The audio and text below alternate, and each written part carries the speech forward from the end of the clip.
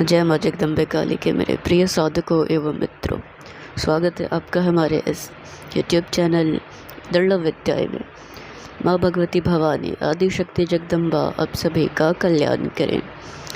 आज काफ़ी दिनों के पश्चात मैंने थोड़ा सा समय निकाला है, तो विचार किया कि आप सभी लोगों के लिए एक वीडियो बनाई जाए और पुनः कुछ अद्भुत जानकारियों तथा विद्याओं से अवगत कराया जाए।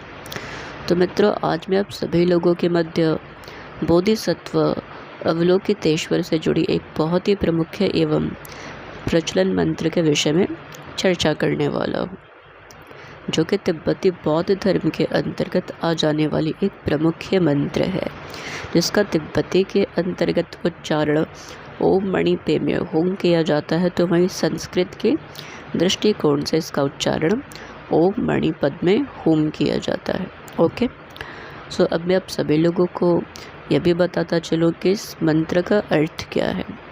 सो फर्स्ट ऑफ ऑल आप यह समझिए कि ओम ब्रह्मांड की ध्वनि तथा कंपन है, साथ ही परमात्मा का प्रतीक भी है।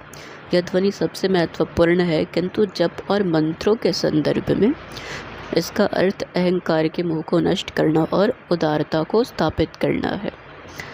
मह का अर्थ है ईर्ष्या के मोह को दूर कर नैतिकता की स्थापना करना।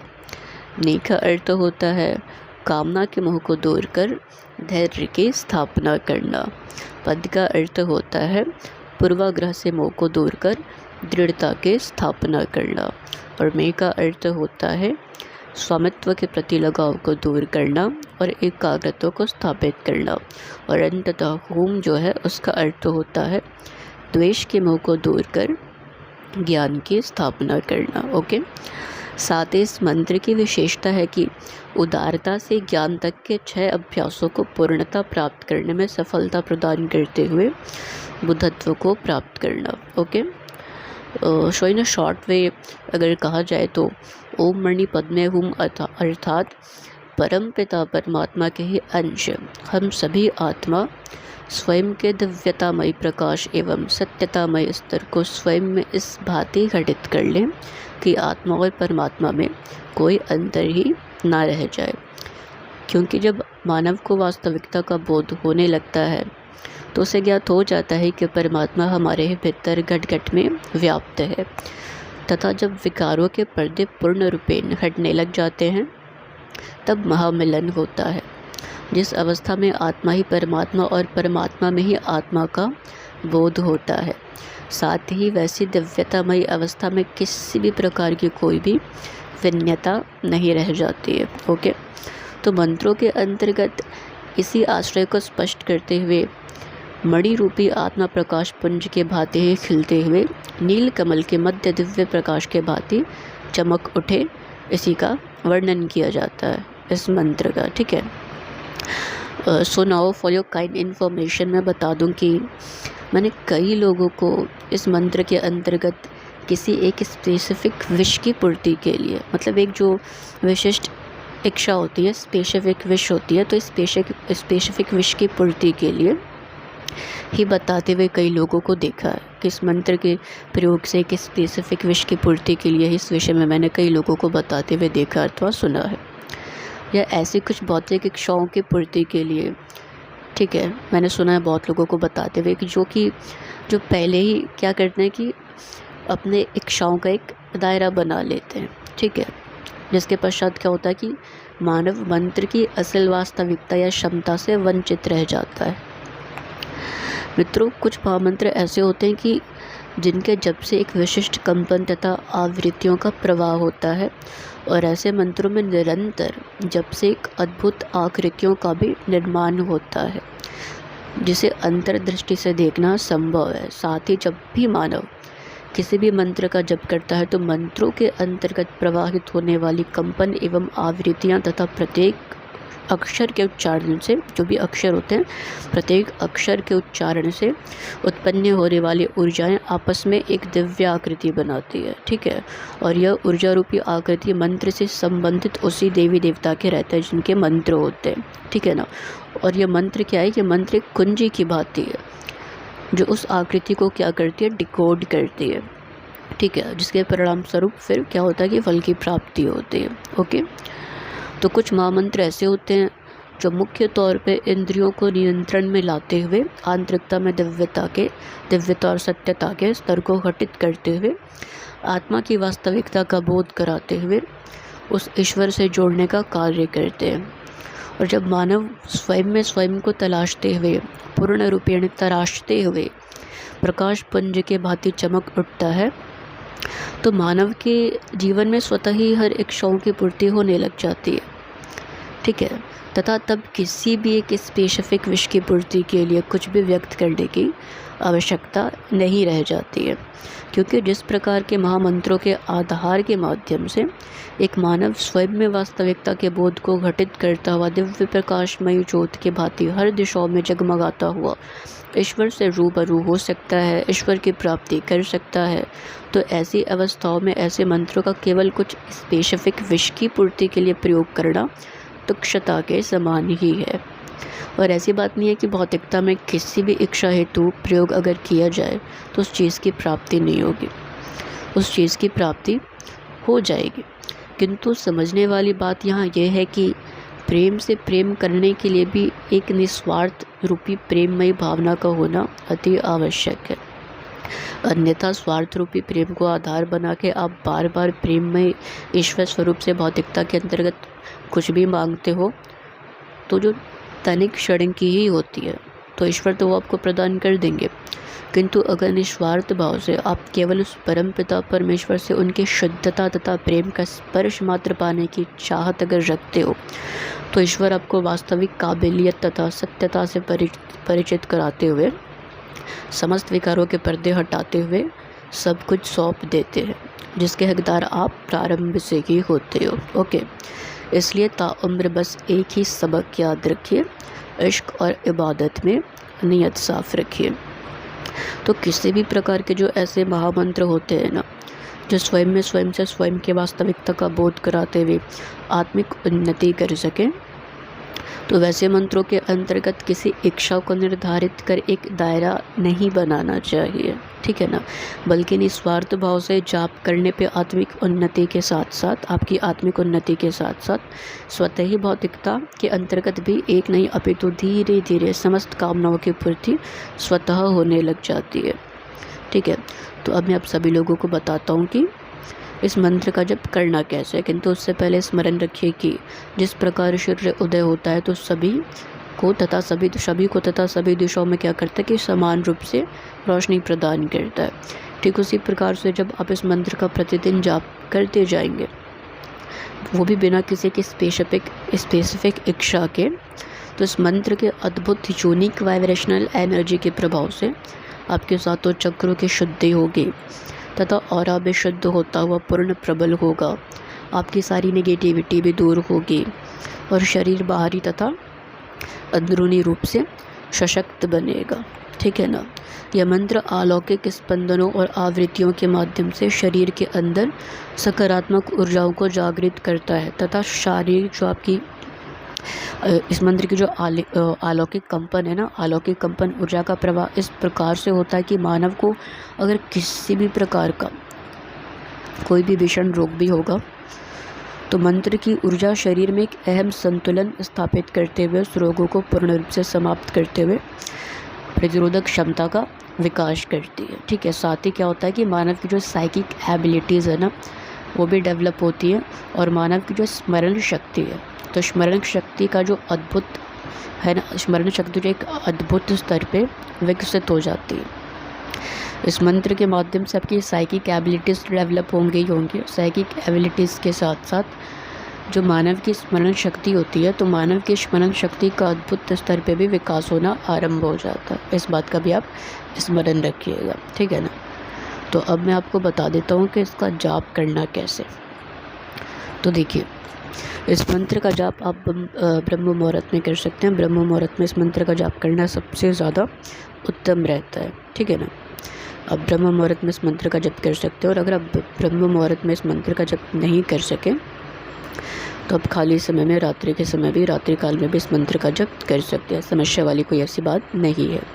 आपको करना यह होगा कि अच्छे से स्वच्छ होकर स्वच्छ वस्त्र धारण करके पूर्व दिशा की तरफ मुख करके आसन पे आप विराजमान हो जाएंगे।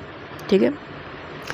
उसके पश्चात अपने सामने शुद्ध घी का एक दीपक आपको प्रज्वलित करना है और आंखें बंद करके आपको यह कहना है कि जिस प्रकार से इस दीपक का दिव्य प्रकाश अंधकार को मिटाते हुए समस्त दिशाओं में फैल रहा है, ठीक उसी प्रकार मेरी आत्मा की दिव्यता का प्रकाश भी समस्त दिशाओं में फैलते हुए अज्ञान रूपी अंधकार का अंत करे। ठीक है। आपको इतनी बात कहनी होगी अच्छे से। इतनी बात कहने के पश्चात आपको क्या करना है वो मैं बताता हूँ। इतनी बात कहने के पश्चात आपके पास जिस भी प्रकार की माला होगी, रुद्राक्ष की हो, चंदन की हो, स्फटिक की हो, मूंगे की हो, हकीक की हो, किसी भी प्रकार की कोई भी माला हो, आप उस माला को आप ले लेंगे। ओके। माला लेने के पश्चात आपको क्या करना है, माला लेने के पश्चात आराम से शांति से आंखें बंद करके आपको 10 टाइम्स इस चीज़ को फॉलो करनी है। क्या फॉलो करनी है कि आप श्वास को अंदर लेंगे, श्वास को अंदर खींचेंगे, श्वास को अंदर लेने के पश्चात कुछ समय के लिए रोक करके रखना है और धीरे धीरे कुछ समय के पश्चात बाहर की तरफ सांस को छोड़ देनी है। ठीक है। तो इस प्रकार से आपको 10 टाइम्स करने हैं। 10 टाइम्स करने के पश्चात एकदम रिलैक्स हो जाना है, एकदम शांत हो जाना है, किसी भी प्रकार के किसी विचार को हावी होने नहीं देना है। प्रयास करना है कि मन का भटकाव ज़्यादा ना हो सके। जब आप 10 टाइम्स सांस को अंदर बाहर इस प्रकार से करते हैं, कुछ समय के लिए रोकने के पश्चात सांसों को रोकते हुए अंदर बाहर जब आप करते हैं इस प्रकार से कुछ समय के लिए, तो वैसे भी आप रिलैक्स हो जाते हैं, शांत हो जाते हैं, मन शांत हो जाता है, भटकाव कम हो जाता है, एकाग्रता बढ़ जाती है। ठीक है। उसके पश्चात आपको क्या करना है, आपको एक विजुअलाइजेशन क्रिएट करनी है माइंड में।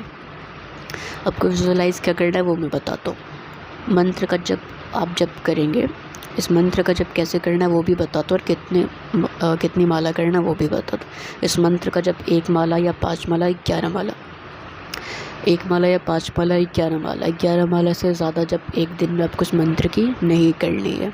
ठीक है ना। इस बात का स्मरण रखिएगा। चाहे आप 1 माला इस मंत्र का जप करो, चाहे आप 5 माला इस मंत्र का जप करो, या फिर आप इस मंत्र का 11 माला जप करो, तो आपको करना क्या है कि खिलते हुए पुष्प का ध्यान करते हुए, जो खिलता हुआ कमल का पुष्प होता है, तो खिलते हुए कमल पुष्प का ध्यान करते हुए ही आपको मंत्र का जप करना है। वो कमल का पुष्प श्वेत रंग का हो सकता है या नीले रंग का हो सकता है। ठीक है।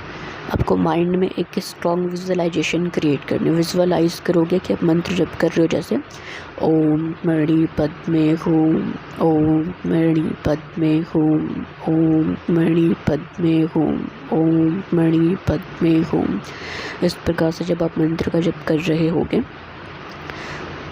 तो मंत्र जप के दौरान जब आप इस प्रकार का ध्यान करोगे कि खिलते हुए कमल के पुष्प का ध्यान करते हुए ही आपको मंत्र का जप करना है। और जब आप कमल के पुष्प का ध्यान करोगे, खिलते हुए कमल के पुष्प का ध्यान करोगे, तो साथ में आपको इस चीज़ का भी ध्यान करना है कि जो खिलता हुआ कमल का पुष्प है, उस पुष्प के मध्य में एक छोटी सी रोशनी है, एक जगमगाती प्रकाश में पुंजीभूत सी रोशनी है, छोटी सी, बिल्कुल ज्योत के आकार के, जिस प्रकार से दीप का ज्योत होता है, लौ जो होती है दीप की, तो दीपक की लौ जितनी बड़ी होती है बस उतनी ही छोटी सी एक श्वेत रंग की या पीले रंग की या नीले रंग की, ठीक है ना, श्वेत रंग की, पीले रंग की या नीले रंग की, इस तीनों में से किसी एक रंग की आपको कल्पना करनी है कि खिलते हुए पुष्प के मध्य में वो ज्योत भी जगमगा रही है। ठीक है। तो इसी प्रकार से आपको ध्यान करना है कि जिस प्रकार से आप मंत्र जप करते जाओगे, तो मंत्र जप के साथ साथ आपको ये विजुअलाइज भी करना है माइंड में, एकदम स्ट्रॉन्ग विजुअलाइजेशन होनी चाहिए। आपकी विजुअलाइजेशन में क्लैरिटी होनी बहुत ज़्यादा इम्पॉर्टेंट है, वो भी विद फीलिंग्स। इस बात को आप ध्यान में रखना, बहुत इम्पॉर्टेंट बात है। पूर्ण समर्पण के साथ, एक पूर्ण विश्वास के साथ, एक उत्तम भावना के साथ। फीलिंग्स में बहुत ज़्यादा एनर्जी होती है, आपके फीलिंग्स में भी एक वाइब्रेशनल एनर्जी होती है, एक सकारात्मक ऊर्जा का प्रवाह होता है। ठीक है ना। तो जो आपकी फीलिंग्स है उसमें उत्तम भावना होनी चाहिए, उत्तम भावना के साथ, एक सकारात्मक भावना के साथ। कहते हैं ना कि सब्जी में तरह तरह के मसाले डाले जाते हैं, उसको अच्छे से प्रिपेयर किया जाता है। तो जब प्रिपेयर करते हैं, अच्छे से तैयार करते हैं, तो बहुत टेस्टी लगती है। तो जब भी किसी चीज़ को बनाया जाता है, क्रिएट किया जाता है या विजुअलाइज किया जाता है, तो हर एंगल से उसको परफेक्ट बनाया जाता है। उसमें परफेक्शन होना बहुत इम्पॉर्टेंट है। विदाउट परफेक्शन वो कभी भी किसी भी एंगल से ठीक नहीं बन सकती, कोई ना कोई कमी रह जाएगी, और कमी रहेगी तो वो पूर्ण तरीके से फल प्रदान नहीं करता। तो एक उत्तम भावना के साथ, एक प्रसन्नता के साथ, उत्तम भावना के साथ, एक पॉजिटिविटी के साथ इस मंत्र का जप करना है। भावना बिल्कुल वैसी होनी चाहिए जिस प्रकार से मैंने बताया था, कि एक तरीके से ये समझ के चलो आपकी आत्मिक उन्नति, इस प्रकार की इंटेंशन रखनी है कि आप इस मंत्र का जप क्यों कर रहे हो। एक किसी स्पेसिफिक भौतिकता के अंतर्गत आ जाने वाली इच्छाओं के लिए नहीं, बल्कि उस परम पिता परमेश्वर के एक प्रेम के स्पर्श मात्र के लिए, अपनी दिव्यता के लिए, ठीक है ना, दिव्यता की उन्नति के लिए, आध्यात्मिक उन्नति के लिए, आत्मिक उन्नति के लिए, उनके प्रेम मात्र स्पर्श के लिए, कि उनका एक अंश भी आपके भीतर समाहित हो सके, उनका एक दिव्य प्रकाशमय अंश भी आपके अंदर ज्योत की तरह एकदम प्रज्वलित हो उठे, कि चारों तरफ से एकदम आप आंतरिकता से प्रकाशमयी हो सको, हर दिशाओं से जगमगा सको। और जब आंतरिकता की जगमगाहट जागती है, जागृत होती है और होते चले जाती है, तो विकास हर दिशाओं में होता है और हर तरीके से होता है। वो बात फिर आंतरिकता की हो या फिर भौतिकता की हो, आध्यात्मिकता की हो या फिर भौतिकता की हो, किसी भी प्रकार की हो, हर प्रकार का उन्नति आरंभ हो जाता है। तो इस मंत्र के देखिए बहुत सारे बेनिफिट्स हैं, ठीक है, बहुत सारे बेनिफिट्स हैं। इससे आपकी साइकिक एबिलिटीज़ जो है, साइकिक एबिलिटीज़ वो डेवलप होती है। साइकिक एबिलिटीज़ के साथ जो आपकी एक सक्षमता है बुद्धि के स्तर की, ठीक है ना, वो बहुत ज़्यादा डेवलप हो जाती है, जिसको स्मरण शक्ति कहते हैं। आपकी स्मरण शक्ति जो है बहुत ज़्यादा बढ़ जाएगी, स्मरण शक्ति का जो स्तर है बहुत उच्च हो जाएगा, ठीक है। और सबसे बड़ा लाभ क्या होता है मैं वो भी बता देता हूँ। इससे सबसे बड़ा लाभ ये होता है कि जब आप खिलते हुए कमल पुष्प का ध्यान करते हुए मंत्र का जप करते हो और निरंतर इस मंत्र को अपने एक डेली लाइफ का, डेली रूटीन लाइफ का एक हिस्सा बना लो, छोटा सा 5 माला, 11 माला या 1 माला हर दिन इस मंत्र का जप सामान्य एकदम निश्चित समय पे, आपको निश्चित समय पे, जिस दिन प्रथम दिन आपने जिस समय पे मंत्र का जप किया होगा प्रतिदिन, उसी समय पे इस मंत्र का जप आप प्रतिदिन करना, एक लाइफ का हिस्सा बना लो, इसको एक पार्ट बना लो। तो उससे क्या होता है कि जब आप खिलते हुए कमल पुष्प का ध्यान करते हुए इस मंत्र का जप करते हो तो सशक्त तो होते ही हो, ठीक है ना, आंतरिक तरीके से भी, बाहरी तरीके से भी। और आपकी जो कुंडलिनी शक्ति है, स्पेशली जो आपका जो रूट चक्र है, जो मूलाधार चक्र है, वो एक्टिवेट होता है, वो सक्रिय होना पहले आरंभ होता है, वो जागृति की अवस्था में धीरे धीरे आने लगता है। तो मंत्र सब में बहुत ज़्यादा पावरफुल है, ठीक है ना। तो आप इस मंत्र का इस प्रकार से जप कर सकते हो, ठीक है। तो अगर कहीं भी आपको कोई भी बात समझ में नहीं आई होगी तो आप कमेंट बॉक्स में मुझसे पूछ लेना, मैं आपको अच्छे से बता दूंगा, ठीक है। तो चलिए मैं मिलता हूँ अगले वीडियो में अन्य सिद्ध जानकारी और सिद्ध मंत्रों के साथ। तब तक के लिए मेरी तरफ से आप सभी को जय मां जगदम्बे काली के।